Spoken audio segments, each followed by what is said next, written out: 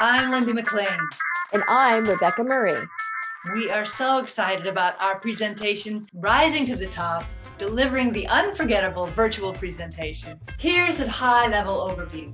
We're going to start with a warm-up, of course, some audience interaction, always a necessity. Yay! Then, I get to talk about my winning contest speech and how we use these tools, dialogue and character, to make such a difference, to make speeches shorter and more engaging.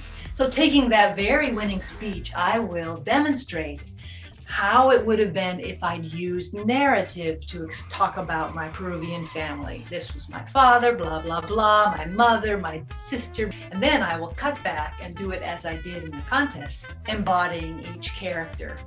And everyone will see how much shorter it is and how much less bored they get when I do it that way. So that will be a very visceral example of what we're talking about. Then we get to teach the 4 Ps: posture, pitch, position, and purpose.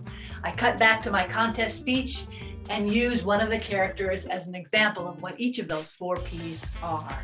And then, when you have decided that you are going to infuse dialogue into your presentation to up-level, to help you reach the top, then how can you do that in the most creative, engaging way for your audience?